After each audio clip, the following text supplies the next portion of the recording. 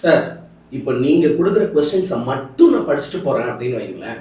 அப்போது என்னால் பப்ளிக் எக்ஸாமில் ஒரு 590 ப்ளஸ் எடுக்க முடியுமா? என்னால் ஒரு 10 ஸ்டூடெண்ட் அப்படின்னா ஒரு 490 ப்ளஸ் எடுக்க முடியுமா?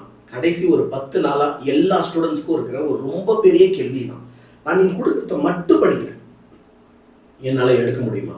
நான் என்ன செய்கிறேன், உங்ககிட்ட நான் ஒரு 3 கேள்வி கேட்குறேன். எனக்கு இந்த 3 கேள்விக்கு நீங்கள் கமெண்ட்டில் ஆன்சர் பண்ணுங்கள். இந்த 3 கேள்விகள் உங்களோட 3 மிகப்பெரிய பிரச்சனையை அட்ரஸ் பண்ணும். அந்த பிரச்சனையை எப்படி நீங்கள் ஓவர் கம் பண்ணணும், சரியா? அடுத்து இந்த இம்பார்ட்டன்ட் கொஸ்டின்ஸ் உங்களுக்கு எவ்வளோ மார்க் உங்களை எடுக்க வைக்கும். இது ரெண்டுமே ஒன்னோட ஒன்று சம்மந்தப்பட்ட விஷயம். அது எப்படின்றத நான் உங்களுக்கு முதல்ல புரிய வைக்கிறேன். முதல் கேள்வி, உங்களுக்கு நீங்கள் நல்லா படித்த கொஸ்டின்லாம் எக்ஸாமில் மறந்து போதா? இங்கே உங்களில் நிறைய பேர் என்ன பண்ணியிருப்பீங்க அப்படின்னா, நிறைய கொஸ்டின்ஸை படிச்சுட்டு போயிருப்போம். ஆனால் அப்படி படிச்சுட்டு போன கொஸ்டின் என்ன ஆயிருக்கும் அப்படின்னா எக்ஸாமில் மறந்துருக்கும். ஆமாம் சார், எனக்கு மறக்குது அப்படின்னா நீங்கள் கண்டிப்பாக கீழே கமெண்ட் பண்ணுங்கள். இது எதனால நடக்குது? இந்த கொஸ்டின்ஸ் நீங்கள் படிச்சுட்டு தான் போனீங்க. ஆனால் உங்களை நீங்களே ஒரு கேள்வி கேட்டுக்கோங்களேன். இதை நீங்கள் எப்போ படிச்சீங்க? லாஸ்ட் மினிட்ல படிச்சிருப்பீங்க. அந்த மாதிரி லாஸ்ட் மினிட்ல தான் நம்ம ஒரு கொஸ்டினை படிக்கிறோம் அப்படின்னா அப்போ அது அந்த மாதிரி மறந்து போகிறதுக்கான வாய்ப்பு ரொம்ப ரொம்ப அதிகம். லாஸ்ட் மினிட்ல யாராவது இது ரொம்ப இம்பார்ட்டன்ட் அப்படின்னு உங்ககிட்ட சொல்லியிருப்பாங்க. நம்ம யூடியூப் சேனல் மாதிரி இன்னும் நிறைய சூப்பரான யூடியூப் சேனல்ஸ்லாம் இருக்குது. அவங்கெல்லாம் இதெல்லாம் படிடா இம்பார்ட்டண்ட்டானு லாஸ்ட் மினிட்ல ஒரு வீடியோ போட்டிருப்பாங்க. நீ அதை பார்த்துருப்ப, அச்சோ சார் சொல்லிட்டாரு இது இம்பார்ட்டன்ட் தான் அப்படின்னு நிறைய பேர் அதை படிச்சிருப்ப. படிச்சுட்டு கான்ஃபிடென்ட்டாக தான் எக்ஸாம் போயிருப்போம். ஆனால் அங்கே பாதி இருக்கும், பாதி வராது. ஓகே, இப்போ இந்த இம்பார்ட்டன்ட் கொஸ்டின்ஸ் நீங்க படிக்கிறது மட்டும் முக்கியம் இல்லை, எல்லாத்தையும் முன்னாடியே படிச்சு வைக்கணும். எக்ஸாமுக்கு கடைசி நாள் வரைக்கும் ஒரு சில கொஸ்டின்லாம் தொடாம உட்கார்ந்துருக்காதீங்க, முன்னாடியே படிச்சிருங்க. ரெண்டாவது, எவ்வளோ கஷ்டப்பட்டு படிச்சாலும் இன்னமும் உங்களோட மார்க்கு ஒரு 70-80 இதுல தான் மாட்டிக்கிட்டு இருக்கா? அப்படி மாட்டிட்டு இருக்கு அப்படின்னா அப்போ நீங்க ரொம்பவே இம்பார்ட்டன்ட் கொஸ்டின்ஸை நம்பி இருக்கிற ஒரு ஸ்டூடெண்டா இவ்வளோ நாள் இருந்துட்டீங்க அப்படின்னு அர்த்தம். இப்போ நம்ம புக்லே ஒரு சாப்டர் எடுக்கிறோம், அதில் ஒரு 20 லாங் ஆன்சர் இருக்கு. நம்மளுக்கு உடனே வர ஒரு மென்டாலிட்டி என்ன, 20ஆ? அதில் எதெல்லாம் இது வரைக்கும் பப்ளிக்ல நிறைய வாட்டி கேட்டிருக்காங்களோ அதெல்லாம் படிச்சிருவோம். எதெல்லாம் எங்கெல்லாம் ஆஃபேலியில் குவார்டர்லியில் கேட்டாங்களோ அதெல்லாம் படிச்சிருவோம். ஒரு சில கொஸ்டின்லாம் இது வரைக்கும் எங்கேயுமே கேட்டதில்லை, அதெல்லாம் படிக்க தேவையில்லை, வராது, விட்டுருவோம். இப்படி ஒரு மென்டாலிட்டியில் 20 கொஸ்டின் இருக்குன்னா அதில் ஒரு 10 கொஸ்டின் தான் நம்ம செலக்டிவாக படிச்சு வச்சிருக்கோம். இப்போ என்ன ஆகும்னா, ஓகே, நீங்கள் இந்த மாதிரி எல்லா சாப்டர்லையுமே ஓரளவுக்கு எல்லாத்தையும் படிச்சிருப்பீங்க, 1, 2, 3ன்னு அப்படி இப்படி விட்டு வச்சிருப்பீங்க.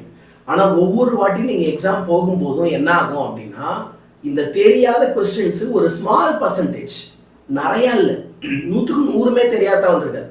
ஆனால் அந்த 100ல் ஒரு 15 மார்க்கு 20 மார்க்கு கண்டிப்பாக இவ்வளோ நாள் அப்படி வந்திருக்கு. அதனால தான் உங்கள் மார்க்கு 70s 80sலேயே ஸ்டக் ஆகிருக்கு. ரொம்ப நீங்கள் இம்பார்ட்டன்ட் கொஸ்டின்ஸை நம்பி இருக்கீங்கன்னு அர்த்தம். இம்பார்ட்டன்ட் கொஸ்டின்ஸை கண்டிப்பாக படி, ஆனால் அதை தாண்டி மற்ற கொஸ்டின்ஸும் நம்ம ஓரளவுக்கு சும்மா கதை அடிக்கிற அளவுக்கு அது ஏதோ 1-2 வார்த்தை தெரிஞ்சு வச்சிருக்கணும்ப்பா. இப்போ 3வது கொஸ்டின் உங்ககிட்ட இப்போ சொல்லு பதில, நான் இம்பார்ட்டன்ட் கொஸ்டின்ஸை படி, அதுல இருந்து 590 எடுத்துடலாம், 490 எடுத்துடலாம், 10th பசங்களுக்கு சொல்றேன் 490 எடுத்துடலாம் அப்படின்னு அவங்க கிட்ட சொன்னா அப்ப நீங்க அதை தவிர வேற எதையுமே படிக்க மாட்டீங்களா? உங்ககிட்ட நான் கேட்குற கேள்வி அதான். ஏன்னா எல்லாருமே என்கிட்ட கேட்கறது, நீங்க சொல்றத மட்டும் நான் படிச்சுட்டேன் போதுமா? இந்த 3வது கேள்வி இந்நேரம் உனக்கு பதில கொடுத்துருக்கும். நீ எல்லாத்தையும் படி, ஆனா இம்பார்ட்டன்ட்டா ரொம்ப நல்லா படி. எல்லாத்தையும் படினா உன நான் பிக்சர் பர்ஃபெக்டா படிக்க சொல்லு. இம்பார்ட்டன்ட் கொஸ்டின்ஸ் எல்லாத்தையும் பக்காவா படிச்சிரு. ஆனா நீ என்ன செய்யணும், மற்ற கொஸ்டின்ஸை சும்மா ஓன ஒரு லைன் எழுதுற அளவுக்காவது ஏதோ தெரிஞ்சு வச்சிருக்கணும். ஒரு 4 லைன் 5 மார்க்னா ஒரு 4 லைன் சேர்ந்தாப்புல எழுதுற மாதிரி, அது தப்பா கூட இருக்கட்டும், ஆனா ஏதோ எழுதுறதுக்கு தெரிஞ்சு வச்சிருக்கணும். ஏன்னா நீ அப்படி ஏதோ எழுதுனா கூட பாதி மார்க் போட்டுருவாங்க. ஐயா, உங்களுக்கு தெரியல, பப்ளிக்ல மார்க் போட்டுருவாங்க, கொடுக்கணும், ரூல்ஸ் இருக்கு. ஓகே, ஆன்சர் கரெக்டா இருக்கணும்னு அவசியம் இல்லை. நீ ஏதோ எழுதி வச்சா கூட உனக்கு ஓரளவுக்கு மார்க் வந்துடும். 1-2 கீவேர்டு இருந்தா போதும். அப்போ ஏதோ தெரிகிற அளவுக்கு கண்டிப்பா நம்ம பார்த்து வச்சிருக்கணும், சரியா? ஸோ உண்மை என்ன, இம்பார்ட்டன்ட் மட்டும் படிச்சா 590 எடுக்க முடியும். ஆனால் நான் சொன்ன பாயிண்ட்ஸ் எல்லாமே நீ ஞாபகம் வச்சுக்கோ. அது மட்டும் இல்லாம இப்போ இம்பார்ட்டன்ட் கொஸ்டின்ஸ்னா எது கரெக்டான இம்பார்ட்டன்ட் கொஸ்டின்? இன்னைக்கு காலகட்டத்தில் நம்ம யூடியூப் நீங்க திறந்தீங்க அப்படின்னாலே ஆல்மோஸ்ட் எல்லா டீச்சர்ஸும் இம்பார்ட்டன்ட் கொஸ்டின்ஸ் தரோம். இதில் 90% எல்லாரும் சொல்கிற இம்பார்ட்டண்ட்டும் ஒரே கொஸ்டின்ஸ் தான். ஆனால் ஒரு 10% ஒவ்வொரு யூடியூப் சேனலுக்கும் மாறும். இப்போ நான் சொல்லாத ஒரு சில கொஸ்டின்ஸை இப்போ இன்னொரு சேனலில் சொல்லியிருப்பாங்க, இன்னொரு சேனலில் சொல்லாத ஒன்றை நான் சொல்லியிருப்பேன். இந்த மாதிரி ஒரு 10% ஆஃப் கொஸ்டின்ஸ் மட்டும் ஷஃபில் ஆகிட்டே இருக்கும். அப்போ நான் யாரை தான் ஃபாலோ பண்ணுறது?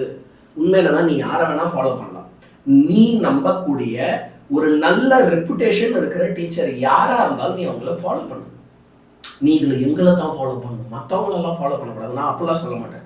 நீ எனக்கு நல்ல மார்க் எடுத்தால் போதும், நீ எனக்கு நல்லா படித்தா போதும். உண்மையாக சொல்கிறேன், யூடியூப்பில் உனக்கு இம்பார்ட்டன்ட் கொஸ்டின்ஸ் தர ஒவ்வொருத்தரோட பின்னாடி இருக்கிற மென்டாலிட்டி தான். நீ எப்படியாவது நல்லா படிச்சிட்டா போதும். அப்புறம் தான் அவங்களுக்கு வியூஸ் வருது வரல, சப்ஸ்கிரைபர் வருது வரல, அதெல்லாம் ரெண்டாம் பட்சம். இப்போது உன்னோட ட்ரஸ்டட் டீச்சர்கிட்ட இருந்து எல்லா இம்பார்ட்டன்ட் கொஸ்டினும் படிச்சிட்டியா, கொடுத்ததெல்லாம் சூப்பராக பார்த்துட்டியா மாஸ், இப்போ அதோட விட்டுறாது. அது கூட நீ என்ன செய்யணும்? First mid term question paper, அதில் என்னென்ன கேள்விலாம் இருக்குது ஒரு வாட்டி பார்த்துரு. அது எல்லாத்துக்கும் ஆன்சர் தெரியுமா? Quarterly, second mid term, half yearly, இப்போ ரிவிஷன் 1 2 3 வச்சாங்களே, இது இந்த கொஸ்டின் பேப்பர்ஸில் இருக்கிற எல்லா கேள்விக்கும் ஆன்சர்ஸ் தெரிஞ்சுக்கிட்டியா? தப்பு பண்ண கேள்வி கூட ஆன்சர்ஸ் தெரிஞ்சுக்கிட்டியா? தெரிஞ்சு வச்சிருக்கணும். புரியுதா? முடிஞ்சா உனக்கு டைம் இருக்குன்னா அதர் டிஸ்ட்ரிக்ட் கொஸ்டின் பேப்பர்ஸையும் பாரு. இது எனக்கு டைம் இல்லை சார்னா ஃபர்ஸ்ட் 2 மட்டுமாவது செய்யும். ஃபர்ஸ்ட் 2 சத்தியமாக செஞ்சே ஆகணும். புரியுதா? அப்படி செஞ்சனா உன்னால ஒரு 80 85 சத்தியமா எடுத்துடணும். என்ன பண்ணலாம்?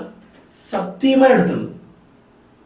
யாரு சார் நீங்க 590 பத்தி பேசினுக்கிறீங்க, 80 85 எடுத்துடலான்றீங்க. எல்லா சப்ஜெக்ட்லையும் 85 எடுத்தா 590 வராது. ஆமா.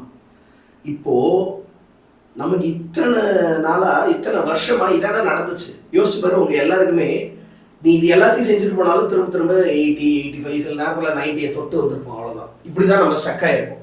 இப்போ நீ இன்னும் ஒரே ஒரு ஸ்டெப் நீ என்ன செய்யணும்? அங்கதான் ஃபர்ஸ்ட் வந்துட்டு ஒரு கேள்வி கேட்டேன். அந்த கேள்விக்கான பதில் வருது. நல்லா படிச்சதெல்லாம் உனக்கு மறந்து போதா? நல்லா படிச்சதெல்லாம் உனக்கு மறந்து போதா?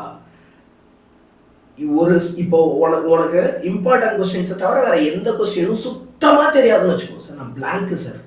ஓகே, என் புக்கை திறந்தா லாஸ்ட் மினிட் நிறைய கொஸ்டின் இருக்கு, நான் ஒண்ணுமே ப்ரிப்பேர் பண்ணல யானி ஆன்சர்.